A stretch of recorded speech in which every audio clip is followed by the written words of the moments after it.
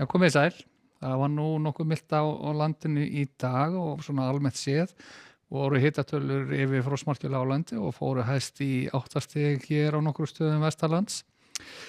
Voru inni nokkuð víða þetta 4 til 5 stig en það sem er nú svona framundan hjá okkur er svona austlæg átt sem ætlar að verða nokkuð langvinn og stöðu og hefur með það að gera að lægðin að verða aðtanna sig hér suður af landi og svo verður þá hæðasvæði hér fyrir Norðurlanda þannig fyrstum sinn og yfir Grænlandi.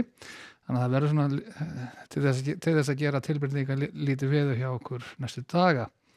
Og ekki heldur mikil úrkoma að sjá í kortunum. Við sjáum hér að það eru þó nokkuð þetta þrýstilinu yfir landinu og við fundum allan svona nokkuð víða land fyrir þessum vindi og þannig verður það næstu daga.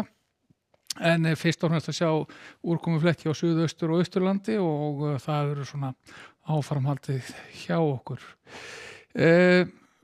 Við sjáum loftmassana, þetta er náttúrulega svona í dag allan til þess að gera milt loft sem kemur hér úr austri en það er kaldara loft hér norðaustur undan landi sem mun koma inn í myndina þá á morgun og sem á næstu daga og sérstaklega þá norðan til landinu er við búið að hitatölur muni fara eitthvað lækkandi og vera svona í kringum frostmark þegar komið er á föstudag en hér sunnan til ættu allan að njóta þess að fá hitatölur yfir frostmarki að deginum til og jafnvel nokkuð gráðum yfir.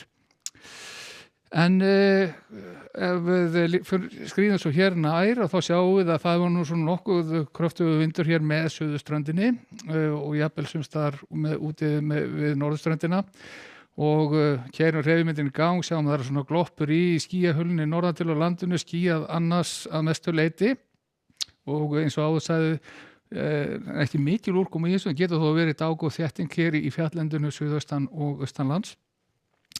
Og breytir svo sem ekki mikið þar til í fyrramálið. Þetta er svona staðan hvað varðar svona hitafari í fyrramálið.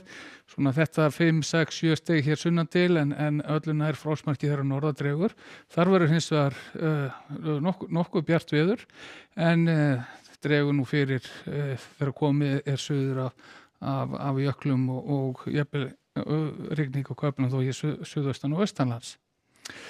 Og það er svo sem ekki mikið sem breytir síðan í kortunum sem við keyri hér. Við sjáum að staðan verður nokkuð keimlík áfram, þar sé á morgun fram til kvölds að þá er svo sem ekki mikið að gerast, kemur enda bakki hér upp og sem gæti náð inn á Snæfellsnes tíma þá síðdegis á morgun.